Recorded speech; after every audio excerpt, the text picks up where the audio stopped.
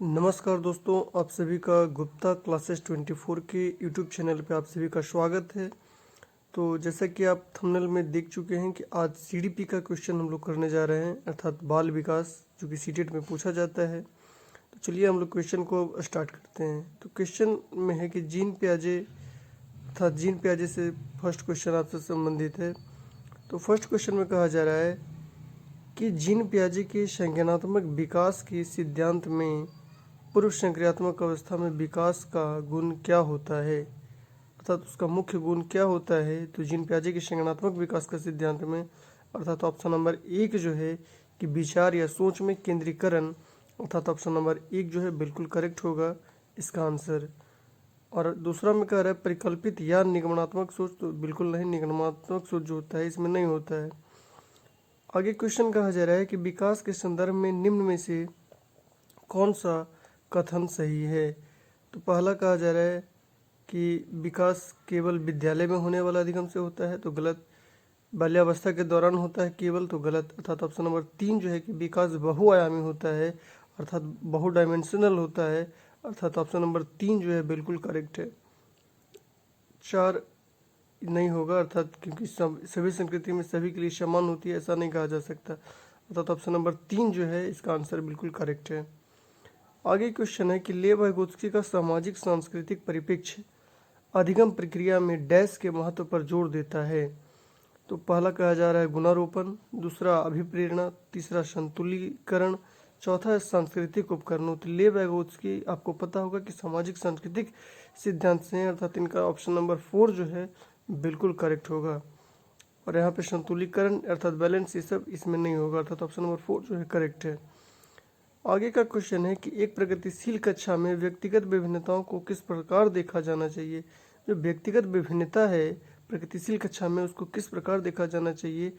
तो यहाँ देखा जाए तो ऑप्शन नंबर 3 में यदि आप देख रहे हैं कि अध्यापन अधिगम प्रक्रिया की परियोजना के लिए महत्वपूर्ण, अर्थात ऑप्शन नंबर 3 जो है पॉजिटिव है और बाकी जितने भी हैं निगेटिव है, अर्थात ऑप्शन 1 में असफलता है जो कि निगेटिव सेंस है। दूसरा में कहा जा रहा है कि योग्यता आधारित मापदंड, ये भी निगेटिव सेंस देता है सीडीपी के अंतर्गत। और यहाँ पे ऑप्शन नंबर 4 जो है प्रक्रिया में बाधा के लिए बोल रहा है, तो बिल्कुल नहीं। चाइल्ड सेंटर्ड एजुकेशन में बाधा शब्द का जो है निगेटिव इफेक्ट डालता है, अर्थात ऑप्शन नंबर 4 भी नहीं होगा, तो ऑप्शन नंबर 3 जो है बिल्कुल करेक्ट आंसर होगा। आगे क्वेश्चन कहा जा रहा है कि एक समावेशी कक्षा में डैश पर जोर होना चाहिए, अर्थात समावेशी कक्षा जैसा कि आप लोग को जानते हैं कि समावेशी कक्षा मतलब सभी को मिला करके चलना होता है, जैसे सभी को समान रूप में मानना होता है, चाहे वो बच्चा लिंग जाति धर्म हो, किसी भी प्रकार से विभेद हो, किसी भी प्रकार से अलग हो भिन्न हो, लेकिन कक्षा में सभी को समान माना जाएगा। अर्थात ऑप्शन नंबर 3 में है कि सभी के अवसर को वरीयता देना चाहिए, अर्थात ऑप्शन नंबर 3 करेक्ट है। आगे कहा जा रहा है कि दिव्यांगजन अधिकार अधिनियम 16 के अनुसार निम्न में से किस शब्दावली का प्रयोग उपयुक्त हुआ है। तो ऑप्शन नंबर 2 जो है कि छात्र जिसे शारीरिक दिव्यांगता है, ऑप्शन नंबर 2 करेक्ट हो जाएगा। आगे क्वेश्चन कहा जा रहा है कि जन्म से किशोरावस्था तक बच्चों में किस मतलब जो विकास है वो किस क्रम में होता है। तो आपको पता होगा कि पहले सेंसरी मोटर स्टेज होगा, अर्थात ऑप्शन नंबर 4 में पहले संवेदिक है, उसके बाद मूर्त है, उसके बाद अमूर्त है, अर्थात ऑप्शन नंबर 4 जो है बिल्कुल करेक्ट होगा। आगे का क्वेश्चन है कि सृजनात्मकता की पहचान का प्रमुख लक्षण क्या है। तो सृजनात्मकता का मतलब होता है किसी भी चीज़ का सृजन करना, निर्माण करना। तो ये जो लक्षण होगा इसका प्रमुख लक्षण अपसारी चिंतन में होगा। आगे का क्वेश्चन में कहा जा रहा है कि विविध पृष्ठभूमियों के अधिगमकर्ता को संबोधित करने हेतु एक अध्यापक को क्या करना चाहिए। अर्थात जो बालक है उसका पृष्ठभूमि विविध है, अर्थात अलग अलग है। जो अधिगम करता है उसका पृष्ठभूमि अर्थात जो बैकग्राउंड है, जो बेस है वो अलग अलग है। तो इसके लिए अध्यापक को क्या करना चाहिए। तो अध्यापक को करना चाहिए कि विविध विन्यासों से उदाहरण लेने चाहिए। विविध विन्यास का मतलब होता है अलग अलग संप्रदाय से उदाहरण लेना चाहिए। आगे क्वेश्चन कहा जा रहा है कि समस्या समाधान क्षमताओं को किस प्रकार सुसाध्य किया जा सकता है। तो ये जो समस्या समाधान करने की जो क्षमता है इसको सुसाध्य किया जा सकता है तो समरूपों के इस्तेमाल को बढ़ावा देकर। और उसमें यदि आप लोग आंसर ऑप्शन देख पा रहे हैं तो वो सभी के सभी निगेटिव सेंस देते हैं, जो कि सीडीपी के अंतर्गत अर्थात चाइल्ड सेंटर्ड एजुकेशन के अंतर्गत वो सभी निगेटिव सेंस वाले ज़्यादातर प्रबल संभावना होता है कि उसका गलत होता है आंसर। चलिए आगे क्वेश्चन कहा जा रहा है कि अधिगम कठिनाई से जूझते हुए, अर्थात जो जिसको सीखने संबंधी जो कठिनाई है उससे कोई जूझ रहा है, उससे कोई बालक विकार से संबंधित है, उस विकार से संबंधित है, इसके लिए क्या करना चाहिए एक अध्यापक को, मतलब क्या नहीं करना चाहिए। क्वेश्चन में यहाँ पे ध्यान दीजिएगा कि नहीं करना चाहिए पूछा गया है। तो नहीं करना चाहिए तो क्या हो जाएगा, ऑप्शन नंबर 3 हो जाएगा कि शिक्षा शास्त्र और आकलन की जटिल संरचनाओं का उपयोग, ये जो है ऑप्शन नंबर 3 नहीं करना चाहिए। यदि जटिल कीजिएगा तो बच्चा वो जटिल बातों को नहीं समझ पाता है, क्योंकि उसको कहीं ना कहीं पूर्व ज्ञान से उसको नवीन ज्ञान की ओर लाना होता है। आगे का क्वेश्चन कहा जा रहा है कि शर्मिंदगी, शर्मिंदगी अर्थात ये सिंपल आप लोग देख करके समझ रहे होंगे कि शर्मिंदगी जो है उसका संज्ञान पर अर्थात आपके मन मस्तिष्क, आपके नॉलेज पे, आपके ज्ञान पे, आपके स्थिति पे ये नकारात्मक इफेक्ट डालता है शर्मिंदगी, अर्थात ऑप्शन नंबर 1 जो है इसका करेक्ट आंसर होगा। आगे का क्वेश्चन में कहा जा रहा है कि निम्न में से अध्यापन अधिगम का सबसे प्रभावशाली माध्यम कौन सा है। तो अध्यापन अधिगम का जो सबसे प्रभावशाली माध्यम होगा, ये पहला होगा कि संकल्पनाओं के बीच संबंध खोजना। आपको पता होगा कि खोजना अर्थात अन्वेषण करना, इस CDP के अंतर्गत ये पॉजिटिव वर्ड आता है, अर्थात ऑप्शन नंबर 1 जो है बिल्कुल करेक्ट होगा। ये अंतर्गत याद रखना, नकल करना, ये सब निगेटिव सेंस देते हैं। आगे क्वेश्चन कहा जा रहा है कि इसमें एक अध्यापिका को दिए गए किसी कार्यालय में छात्रों के विभिन्न त्रुटियों का विश्लेषण करना चाहिए, क्योंकि त्रुटियों की समझ अध्यापन अधिगम प्रक्रिया के लिए अर्थपूर्ण है। तो चलिए यहाँ पे हम लोग ये देख रहे हैं, तो कहा जा रहा है कि अधिगम केवल त्रुटियों पर 3 नहीं होगा, दंड की मात्रा और 4 भी नहीं होगा। तो अर्थात अब या तो 1 होगा या तो 2 होगा। तो त्रुटियों की समझ अध्यापन अधिगम प्रक्रिया के लिए अर्थपूर्ण है, अर्थात ऑप्शन नंबर 1 जो है इसका प्रबल आंसर होगा। और 2 में यदि देख रहे हैं कि इसके आधार पर वह ज़्यादा त्रुटियां करने वाले छात्रों से दूसरे छात्र को अलग कर सकती है, तो यहाँ पे विभेद अर्थात डिवाइड करने का बात किया जा रहा है, तो ये कहीं ना कहीं निगेटिव सेंस देता है। तो ऑप्शन नंबर 2 नहीं होगा, अर्थात ऑप्शन नंबर 1 जो है उसका बिल्कुल करेक्ट आंसर है। आगे कहा जा रहा है कि अधिगम की अभिप्रेरणा को किस प्रकार कायम रखा जा सकता है। अर्थात जो अधिगम की जो अभिप्रेरणा है, प्रेरणा मतलब होता है किसी भी चीज़ को करना, समझे। तो इसका मतलब ऑप्शन नंबर 1 जो है कि प्रवीणता अनुमुखी जो है ये करेक्ट आंसर हो जाएगा। आगे क्वेश्चन कहा जा रहा है कि अधिगम की सर्वोत्तम अवस्था कौन सी है। तो अधिगम की सर्वोत्तम अवस्था कौन सी है, तो ऑप्शन नंबर 2 होना चाहिए कि 2 होगा कि संतुलित उत्तेजना और कोई भय नहीं, अर्थात ऑप्शन नंबर 2 जो है बिल्कुल करेक्ट आंसर है। यदि ऑप्शन नंबर 3 और 4 देख रहे हैं तो कोई उत्तेजना नहीं है, तो ऐसा नहीं कहा जा सकता। चलिए आगे क्वेश्चन कहा जा रहा है कि अधिगम का संरचनात्मक विचार यह सुझाव देता है कि ज्ञान की संरचना में पहला, बच्चे पूर्ण रूप से वयस्कों पर निर्भर रहते हैं, गलत। बच्चे सक्रिय भूमिका निभाते हैं, अर्थात ऑप्शन नंबर 2 बिल्कुल करेक्ट है। तीसरा कहा जा रहा है कि पाठ्य पुस्तक पर निर्भर रहते हैं, तो बिल्कुल नहीं, निगेटिव सेंस दे रहा है। 4 कहा जा रहा है कि बच्चे कोई भूमिका नहीं निभाते, अर्थात इनकी कोई भूमिका नहीं होती, अर्थात ऑप्शन नंबर 4 भी निगेटिव सेंस दे रहा है, अर्थात ऑप्शन नंबर 2 जो है उसका करेक्ट आंसर हो जाएगा। आगे कहा जा रहा है कि अधिगम के लिए निम्न में से कौन सी धारणा उपयुक्त है।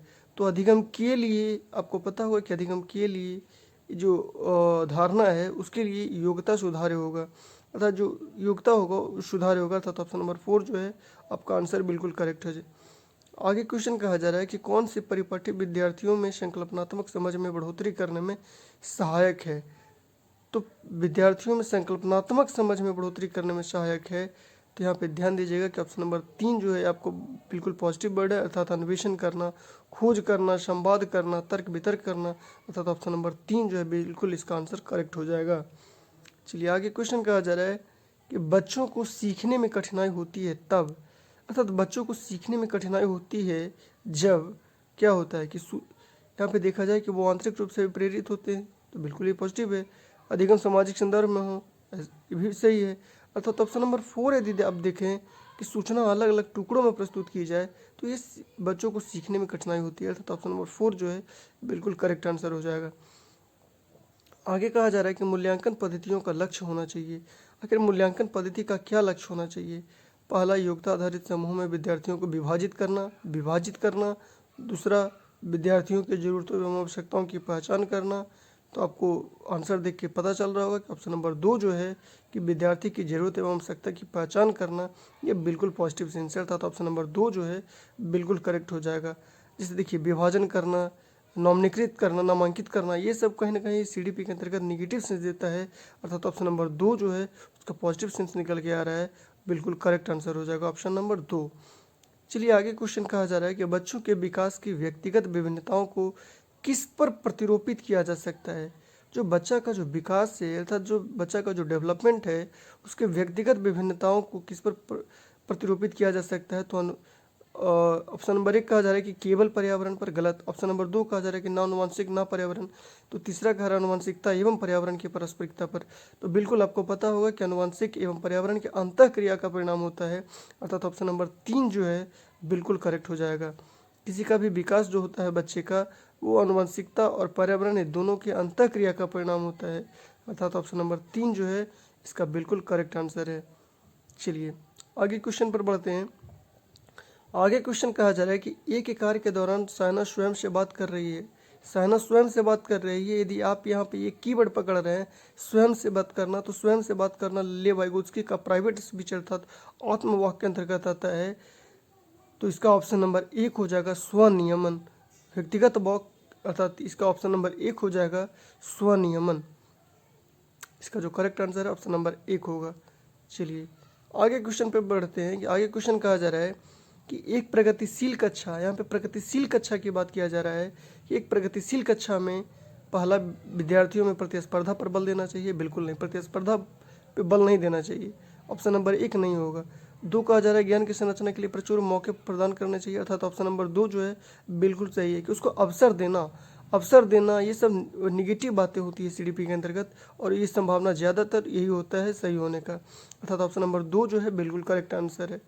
आगे कहा जा रहा है कि एक गतिविधि के दौरान छात्रों को संघर्ष करते देख एक अध्यापिका बच्चों को संकेत और इशारों जैसे क्या, क्यों, कैसे प्रदान करने का फैसला लेती है।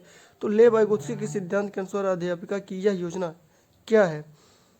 पहला, अधिगम के लिए पाठ या आधारभूत संरचना का काम करेगी, तो बिल्कुल ऑप्शन नंबर 1 जो है बिल्कुल करेक्ट हो जाएगा और कि अधिगम के लिए पाठ या आधारभूत संरचना का काम करेगी। ऑप्शन नंबर 2 कह रहा है कि छात्रों में प्रत्याहार निकास प्रवृत्तियाँ पैदा करेगी, अर्थहीन, ये सब बिल्कुल निगेटिव सेंस दे रहा है, अर्थात ऑप्शन नंबर 1 बिल्कुल करेक्ट हो जाएगा। आगे कहा जा रहा है कि एक खेल क्रिया के दौरान चोट लगने पर रोहन रोने लगा, यह देखकर उसके पिता ने कहा लड़कियों की तरह व्यवहार ना करो, लड़के रोते नहीं हैं। पिता का यह कथन क्या है। तो कहीं ना कहीं आप इस क्वेश्चन को ही देख के इसका कीवर्ड समझ रहे हो कि लड़कियों की तरह व्यवहार ना करो, इसका मतलब ये निकल के आ रहा है कि लैंगिक रूढ़िवादिता को यहाँ दर्शाया जा रहा है, अर्थात ऑप्शन नंबर 4 जो है इसका बिल्कुल करेक्ट आंसर हो जाएगा कि लड़की की तरह व्यवहार ना करो, लड़के रोते नहीं हैं, अर्थात option number 4 will be correct answer. चलिए नेक्स्ट क्वेश्चन पर बढ़ते हैं। नेक्स्ट क्वेश्चन अर्थात अगला क्वेश्चन कहा जा रहा है कि बहुबुद्धि का सिद्धांत जोर देता है किस पे। तो आपको पता होगा कि बहुबुद्धि का जो सिद्धांत है वो हार्वर्ड गार्डनर ने दिया था, ठीक है। तो यहाँ पे कहा जा रहा है कि ऑप्शन नंबर 1 एक आयाम में बुद्धिमत्ता, तो एक आयाम में बुद्धिमत्ता अर्थात वो गलत है। बुद्धिमत्ता में कोई व्यक्तिगत विभिन्नताएं नहीं होती, ये भी गलत है। 4 में कहा जा रहा है कि बुद्धि लब्धि केवल वस्तुनिष्ठ परीक्षणों द्वारा ही मापी जा सकती है, तो बिल्कुल गलत, अर्थात ऑप्शन नंबर 2 जो है कि बुद्धिमत्ता की विभिन्न दशाएं होती है, ये बिल्कुल करेक्ट है। ये हार्वर्ड गार्डनर के अनुसार जो कि बहुबुद्धि सिद्धांत उनका दिया गया है।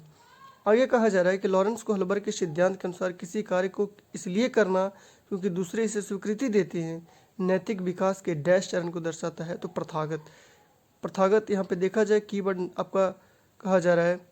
चलिए आगे क्वेश्चन बढ़ा जाए। आगे क्वेश्चन में है कि बच्चों में समाजीकरण के संदर्भ में कौन सा कथन सही है। तो बच्चों के समाजीकरण अर्थात सोशलाइजेशन में क्या सही है ये आपको बताना है। तो ऑप्शन नंबर 1 में है कि विद्यालय समाजीकरण का एक प्राथमिक कारक है, तो बिल्कुल नहीं, विद्यालय द्वितीय कारक होता है, तो ऑप्शन नंबर 1 नहीं होगा। 2 को हज़ार समकक्षीय समाजीकरण के प्राथमिक कारक है, तो बिल्कुल नहीं, 2 भी नहीं होगा। परिवार एवं उन संचार दोनों समाजीकरण के द्वितीय कारक है, तो बिल्कुल नहीं, परिवार जो प्राथमिक हो जाता है, जनसंचार ये द्वितीयक हो जाता है। चलिए आगे कहा जा रहा है कि विद्यालय समाजीकरण का एक द्वितीय कारक है, अर्थात ऑप्शन नंबर 4 जो है कि विद्यालय समाजीकरण का द्वितीय कारक है और परिवार समाजीकरण का एक प्राथमिक कारक है, अर्थात जो ऑप्शन नंबर 4 है बिल्कुल करेक्ट है। तो उम्मीद करते हैं कि आप लोग को ये सेशन अच्छा लगा होगा। यदि अच्छा लगा तो आप लोग प्लीज़ कृपया इसको लाइक एंड सब्सक्राइब करें और इसी तरह से आगे आप सबों के लिए ऐसे ही क्वेश्चन लाया जाएगा। तो आप लोग एक बार फिर से इसको सपोर्ट करें और सब्सक्राइब करें इस चैनल को। धन्यवाद।